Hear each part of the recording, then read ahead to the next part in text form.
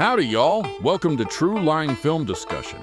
Because films lie to tell the truth, or some truth, or a truth. Ain't that something?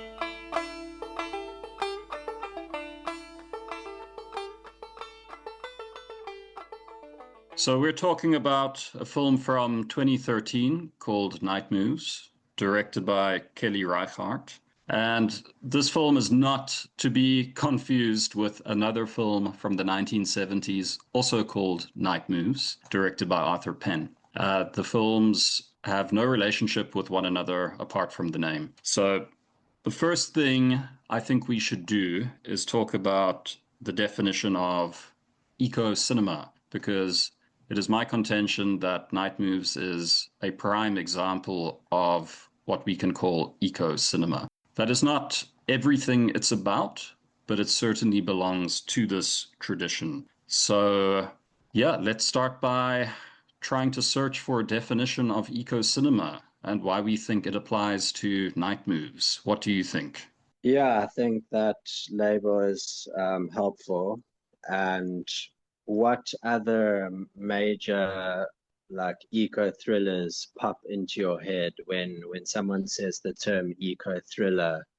Sure. So when someone uses the term eco-cinema, it's a big umbrella term, and it can encompass the eco-thriller, like Night Moves, or eco-horror, like 28 Days Later. And there are other films that are examples of eco-cinema that you might not suspect are part of the genre. So even a film like Roman Polanski's Chinatown has a lot to do with resource rights, specifically in that film, the rights to water. That's this pervasive theme that runs through the film. So many films can be considered parts of this eco-cinema genre.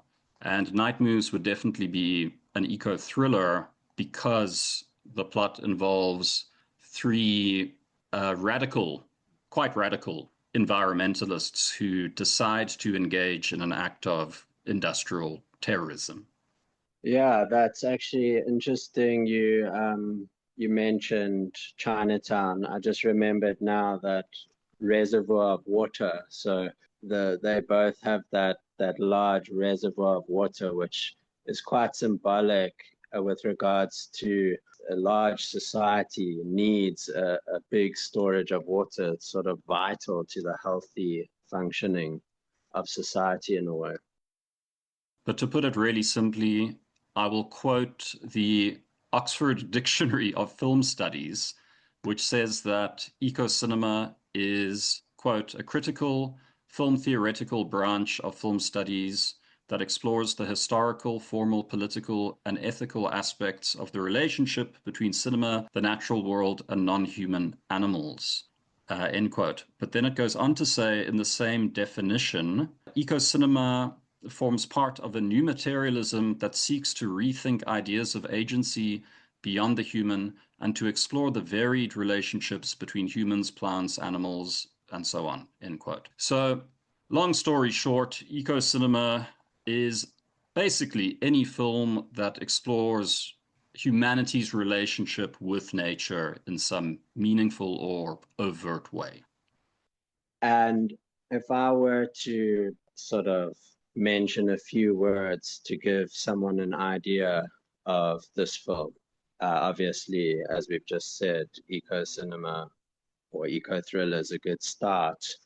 And some other adjectives that I think would apply would be slow burn. I think it's got quite a strong psychological element. It's realist in terms of like the theme and content of the film. I'd say there's a very strong institutional critique. The characters were quite radicalized, extremists engaging in terrorist operations against the institution. And this is all driven by what you've just introduced. The ecological motivation drives all of this behavior, all of these beliefs. Kelly Reichardt, the director, interestingly, she has been compared to other practitioners of what is called slow cinema. And again, without, getting too in the weeds with this definition, slow cinema would be the polar opposite of your typical Marvel superhero film. So it takes its time, it explores things in a way that deviates from what the action-hungry viewer might demand from a story. But one more thing about our definition before we move on. It's going to be my contention in this discussion and future discussions about eco-cinema that eco-cinema, whether it realizes it or not, is interrogating our relationship with nature in a kind of negative way. And what I mean by that is that eco-cinema, in a large part, is saying that there's something wrong with our relationship with nature. Very rarely will we see a film in the genre that suggests everything is hunky-dory, that we are living in some blissful, homeostatic relationship with nature. Quite the opposite. And Night Moves, the film we're discussing now, is no exception. I think it's quite misanthropic in some ways, at least on the surface. And it definitely advances this idea that at least these characters that we follow, the three environmentalists, believe that there is something deeply wrong with the way we dwell in the Heideggerian sense, the way we dwell in the world. That's very interesting how the human sort of grew up in the ecosystem, the natural ecosystem, and then it's almost as if there was some point in which we left that ecosystem and started to create the urban environment. And this had the potential to harm the ecosystem. So we sort of rose above and rose out of the ecosystem. And our institutional activities, government, business, settlements, economies can often harm the natural ecosystem. Cool. So who are these people that we're following in the story? We have three main characters here. They are all pretty hardcore environmentalist types. So we have Josh, we have Dee or Dina, and we have Harmon. These three characters, I think, fit a certain type that many people will recognize from their own lives. I certainly recognize this type of character. These are people who are activists. These are people who have a problem with the way society is functioning as it relates to the environment at large. These are people that we would probably see at a farmer's market selling locally grown produce. These are people who are very concerned about their eco footprint. These are people who probably campaign for a variety of different ecological causes. These are people who the girls probably don't shave under their armpits. The boys look a bit scruffy. They would prefer to buy non-branded clothing and so on and so forth. So these are familiar people, I think, to anyone who has lived in modern society. We have all encountered people like this. Now, what makes them different, I would offer, is that they have become more serious. They have become more politicized and more radicalized than the regular type of environmentalist that we might encounter innocently at the local farmers market.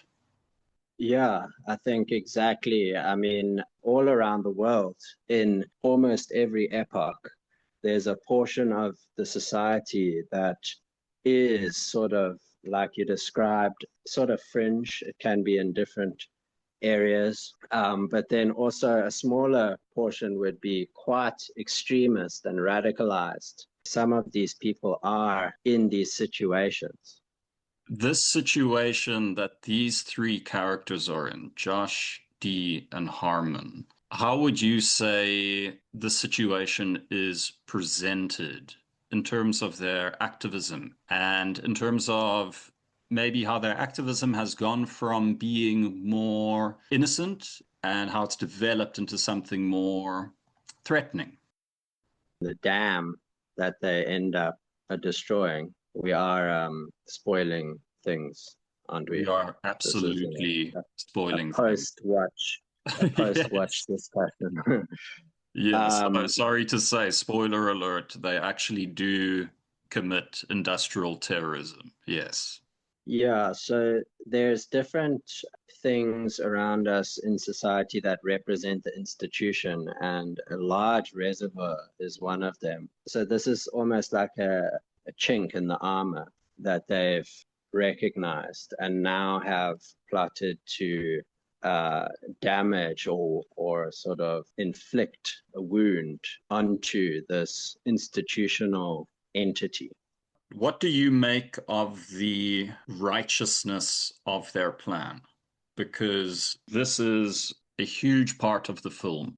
They are on some righteous mission, and the righteous mission is to destroy this one dam wall, to blow it up. Okay. And they actually do provide reasons early on in the film as to why they want to do this. We don't hear very long, extended philosophical musings from the characters. And I think it's important to note that. And I think that is good screenwriting because we are getting a glimpse into how these people would communicate normally amongst themselves. They wouldn't need to convince each other of the righteousness of their mission. They already know the arguments. They're already steeped in this type of environmentalism. So they wouldn't need to constantly rehearse these arguments amongst one another. But we do get some sense that they consider this a righteous mission. We do get the sense from Josh that he is very concerned with the effect the dam is having on the lives of salmon, for example. And I know this is probably going to be a laughable thing for many people to hear, but why? You know, doesn't he have some type of point that this is affecting the natural world in a negative way? There is also a deeper motivation that he has. He is not just this extreme salmon lover. He does seem to be coming from a place of ecological misanthropy. He says very clearly to Harmon at one point that this dam is being used to power and electrify and feed people's styles of life that he disagrees with. And he says, quote, people are going to start thinking that they have to live like this, end quote.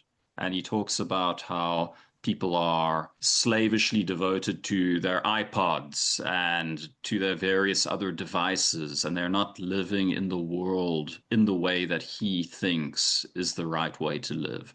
So this is definitely presented as a righteous mission. And I wonder what your thoughts are on that. How righteous do you feel it is? Some viewers would quite strongly associate with or identify with Josh. I know I have this natural inclination to be on the side of the main character. And so initially I saw this guy, he looked like your regular 20-year-old, 20 in their 20s, a bit grumpy. And I was sort of batting on his side. And then a few scenes made me sort of second guess. The first was that when they were buying the boat and he walked upstairs and then he looked down at the girl and the man from that elevated perspective. And it was kind of creepy. And I think the fantastic thing that Kelly Reichardt did is that she balanced that very well. So Josh is someone that you can continue to identify with throughout the film, but at the same time, you can sort of see this antisocial behavior that gives you a bit of a sense that this guy might be a bit mentally sort of radicalized or compromised, or there's something that is quite serious going on, you know. He's definitely gone beyond the point of normal, safe activism. We can see that throughout the first, let's say, the first half of the film, because it is very much a film of two halves. You've got the crime and the punishment, And we'll talk a bit more about that later. There is like this kind of Dostoyevsky style split that the film has. But yeah, he does glare at the world and he narrows his eyes at the world. We can feel and see this disdain that he has. Obviously, regular activism is just not cutting it for him anymore. And he considers the form of regular activism that his other friends and people that are part of this environmental community as a form of weakness or cowardice. We see when there is a film screening, one of the other environmentalists is showing a type of documentary that I assume she's made, and he stands in the background and he just glares at everything. And we really get the sense that he wants to not talk the talk, he wants to walk the talk. Like he really wants action. He's sick of hearing about these things. He's sick of just listening to everyone complaining about the environment and moaning about our effect on the environment. It's time for change. He wants to step up and kick into action. Yeah, for sure. And Yeah. something we should discuss here is the setting. The film takes place in Oregon, which I guess is a great state in America. And everything that we see in the film in terms of its natural scenery looks incredible. And I think this is a real tension that the film presents us with. So Oregon looks really nice. It looks amazing. It does not look like some type of urban hellscape. It does not look like some type of dystopian vision. It actually looks like the type of place you would want to live if you wanted to be closer to nature. It looks like the type of place you would want to go if you wanted to have some type of Henry David Thoreau type of experience at Walden Pond. I feel like this is deliberate on Reichardt's part. What do you make of that? Yeah, I think there's definitely some intentional sort of, I want to say, mismatch that Reichardt has done. Every scene is sort of contrary to that concern, that ecological concern. They are on a commune farm. They collecting fruits and vegetables. They even have social gatherings in the evening, and they sit on hay bales and they dance. The air seems fine. The water. They bitch and complain about things, but we don't get any evidence of suffering. It looks fairly utopian. Fairly. I mean, we don't know exactly how much suffering is going on, but I think that there was some intentional thing that Reichardt has done where she's like, okay, I don't want to give the audience any reason to believe that what Josh is doing is sort of vigilante or praiseworthy behavior. So this again gives the viewer a chance to kind of think like, I don't know what this guy is really doing here. The fact that we don't get evidence of ecological dystopia or disaster is another reason to think that Josh is mentally compromised. And by that, I mean either by some sort of ideology or mental pathology. I guess a character like Josh or Harmon or even Dee to a lesser extent would push back against the pathologization of their cause because they feel their cause is so righteous. I definitely agree that Reichardt is using Oregon as a backdrop to introduce this tension between the idealism and to make us think, well, hey, everything actually looks pretty good there. But on the other hand, I think it shows how serious the mission is and how serious the ideology is. It is not just, oh, we are against the humdrum, atomized life of the cities. This is taking place outside of the regular city structure. So it's an environmentalism that is more akin to the real deep ecology, the real deep green resistance, which has a problem with the very way of modern life. Civilization as a disease, full stop, and a desire to reset, a desire to go back to year zero, so to speak. I do think that this film has quite a heavy and palpable essence of horror. I mean, I wouldn't say it's a horror film, but I would say that there is a darker aspect to this film that's also in the style of the way that the film, it doesn't have any comedy, it doesn't have any fun scenes, witty remarks, moments in the film that can provide the viewer with some sort of satisfaction or catharsis. It's What do you not think? everyone's cup of tea, but I hear what you're saying, and I would sum up what you're saying as the film is refreshingly cheerless. There isn't much laughter, there isn't much wit. Like you said, there isn't much reprieve here at all. It's important that there isn't, because we are meant to face up with these three characters, especially with Josh. We are meant to encounter him head on and to try and decide to what extent we sympathize with his mission, to what extent we believe his cause is righteous, and to what extent fanaticism actually works. And also to what extent he actually is a real fanatic. That's something I would like to touch upon now. This definition of fanaticism and what it means to actually be a fanatic for any type of cause.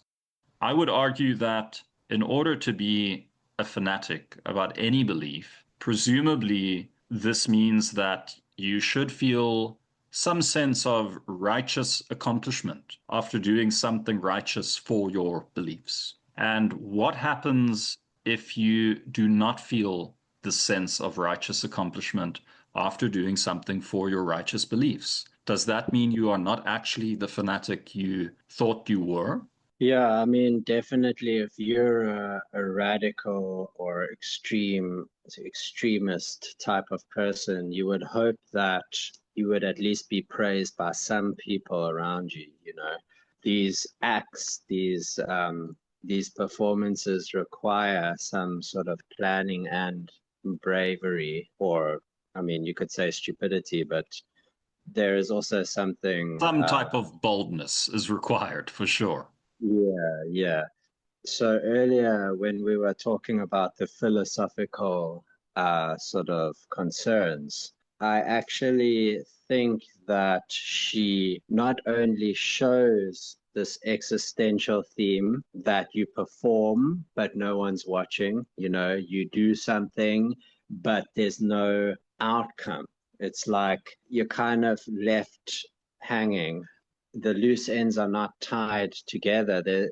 You don't get that satisfaction, both with regards to Josh and what he's doing, but also the viewer doesn't get that feeling.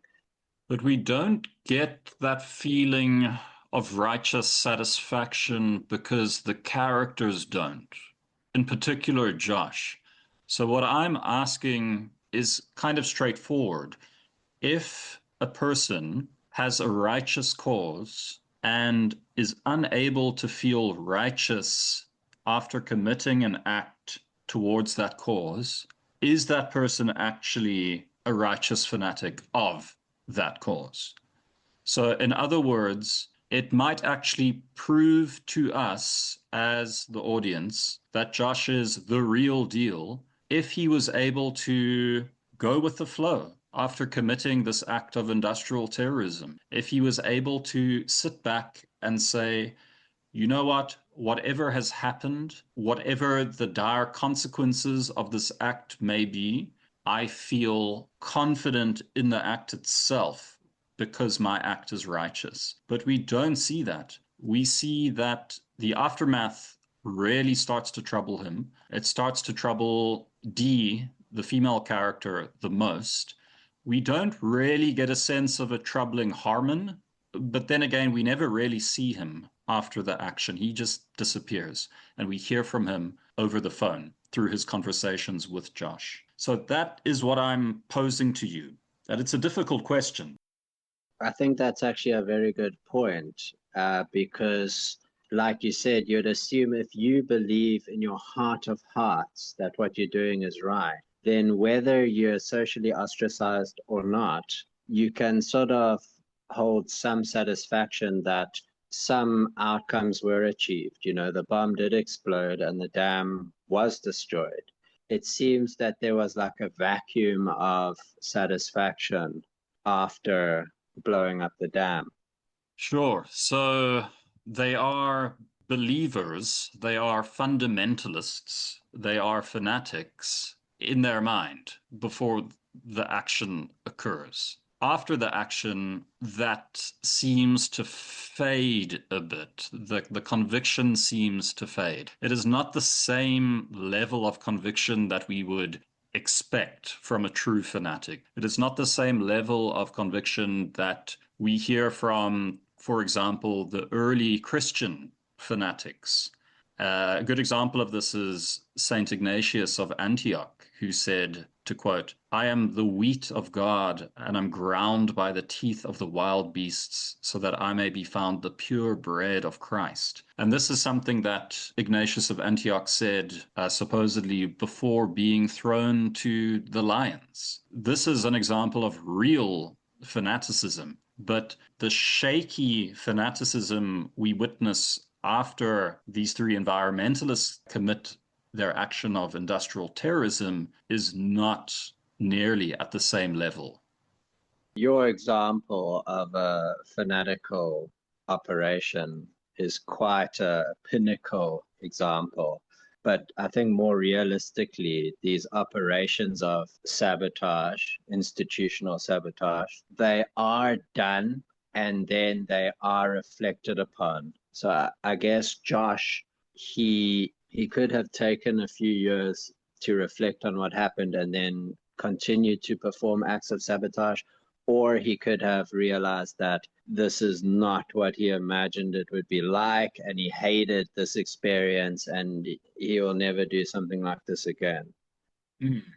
So, one of the reasons why there is this shift from self-assured fanaticism to doubtful fanaticism after the action is because an individual dies. Someone was camping there overnight and the body washed up, and this individual was found to have died. And this is why I believe the film is a film of two halves, like I mentioned earlier. And the second half, when things get a bit shaky ideologically, is when the film becomes more like Dostoyevsky's Crime and Punishment. And it's incredible to me how much staying power the Dostoyevsky model has. It seems to have become a blueprint in film and in literature for how to explore crime and its aftermath. Now, in Dostoevsky's novel, we get this very real sense that Raskolnikov wants to get caught. He wants to be punished for his crime. We do not get this from Josh or Harmon, but we do get it from the character D. So Josh, being our main, let's say, focal point of the story, does not want to get caught, but does feel this element of guilt.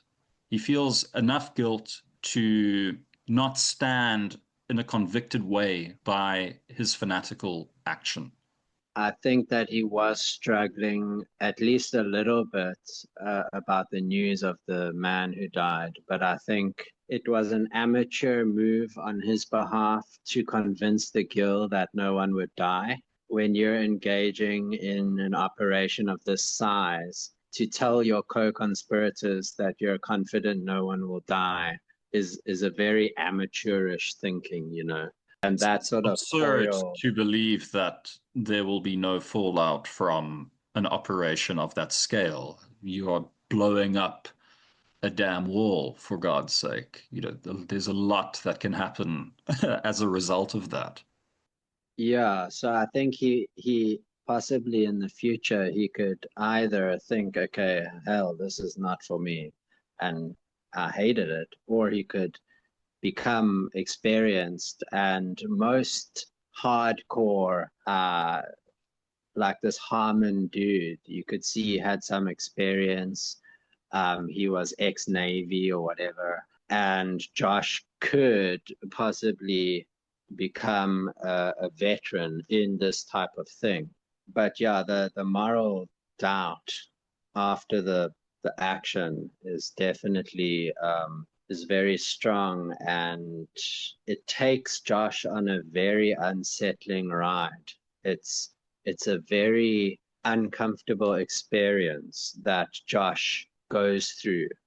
The two things I want to explore here, based on what you said. So you are speaking in this future-orientated sense with regards to Josh. So obviously the film ends and we don't know what happens to the characters after the film ends. Fine, we can speculate about that. I do not think there is a real future for this young man anymore after the credits roll. That's the first thing. The second thing is that he is clearly wrestling with guilt, but we are definitely invited as viewers to wonder to what extent Josh is freaking out about all of this because he fears that he's going to be caught, and to what extent he's freaking out because he actually feels a moral sense of guilt. It is implied that Josh is quite hardcore. He says to Dee in the car at one stage after the act of terrorism, he turns to her and he says, "What did you think would happen?" This to me is an acknowledgement that he at least was aware that there could have been this type of cost to the action, that it could have very easily resulted in the loss of human life. To what extent is he a vanguardist and a pioneer of his ideology who unfortunately got teamed up with two people whose heart was not in it as much as his own was? Do you know what I mean? Yeah, I think Josh was almost definitely comfortable with a stranger dying on account of his actions. There may have been an inkling of guilt, but not very, I wouldn't say very strong. But to tie things up a bit, I want to make the point that I see this film as part of a longer tradition of American nature writing. I think you know what I mean by this. I'm talking about people like Emerson, people like Thoreau, people from the American Renaissance. And of course, we do not get to see the reading materials of our characters. The film is not that obvious, but I think it's very reasonable to assume all three of our main characters are, in some way or other, disciples of Thoreau, have read Emerson, have read Civil Disobedience, have read Walden, are trying to form intentional communities in nature outside of the urban sprawl, in defiance of the project of modernity. Yeah, I think there's definitely a long and rich tradition of this type of, I'd say, institutional critique. Institutional critique often comes along with a love for nature. When we form big institutions, it sort of cannot coexist very peacefully alongside nature. There's definitely some conflict there, and I think that people do suffer, if So, that makes sense. do you think I'm onto something if I say I believe there is maybe not a perfectly straight line, but some type of line, maybe a bit crooked, but some type of line that goes from the transcendentalism, nature-loving Thoreau all the way to the modern day eco-terrorist like Ted Kaczynski? And do you feel that Night Moves finds its place somewhere in that line? I don't think I've read enough of Thoreau to know his ideas on the sort of radical ideologies, or I suppose you could put it strong beliefs and beliefs you're capable of acting on. this sort of institutional sabotage is a sabotage of the group movement, Yeah. whether you like it or not, whether you think the institution is nefarious or not. When you harm the whole, when you harm the institution, you are inevitably harming down to your social communities and at the individual level. It's I guess yeah. Thoreau would advocate for a form of civil disobedience, quite famously. But someone like Kaczynski obviously would find that a bit boring. But I do believe there is a coherent line of some sort between the two, because this type of ecological insight does emerge from a pessimistic view of our relationship with nature. I actually think all of these characters that are engaging in this sabotage of the institution in this case, but it inevitably ends up being a sabotage of their own movement, sabotage of the self, because I think it's aligned. And I think that these individuals socially isolate themselves, strangely enough, because of a type of conscience that they have, because they know what they're doing is nasty and nefarious. Do you feel that the film does take some type of firm moral position as it relates to the righteous mission of its characters? I would say that the film does not take a position. At least there's no clear position. And I feel that the viewer is able to see both sides. As you said earlier, he's walking the talk. He's not just yapping, walking around, talking big stuff. He's putting his skin in the game and he's getting things done, which is also a venerable project or endeavor. Of course, I don't think Kelly Reichardt would take some really drastic position in this film as it relates to the act of industrial terrorism. If she made it really clear that she supported that, the film would obviously not get made. And I don't think she supports that. I agree with you that she wants us to consider the story in a deeper way. These bigger ideas of fanaticism and even, I would say, of sin and the denial of redemption at the end of the film. And this is what really strikes me about the film. So, I recommend this film to almost everyone that I meet, which is probably very annoying. And one of the many things that makes this film so interesting to me is that it does seem to advance, whether consciously or not, some form of a Christian worldview. And what I mean by that is not anything super Bible thumping. I mean, it takes the view that the world is fallen in some way. Our relationship with the natural world is fallen in some way. We do not have this harmonious relationship with the natural world. Our relationship with the natural world is fraught. It's tense. It involves conflict. It involves really drastic decisions. To build a hydroelectric dam is a really drastic thing, for example. I don't think people really realize that. So we have this very uneasy relationship with nature. And implicit in this film, and as I argued in the beginning of our talk, implicit in eco-cinema as a whole, is this idea that we have a seriously problematic relationship with nature, one potentially that we cannot repair. Yeah, I think you've definitely hit the nail on the head there. I agree with you that there's definitely some cosmic friction between the movements of mankind and the cradle that gave birth to mankind. We grew within nature, and now we're growing against nature. So we've definitely transcended the natural ecosystem. We're still tied to the natural ecosystem. We still need to breathe and drink fresh water, but our activities often hurt nature. I could see the religious components here.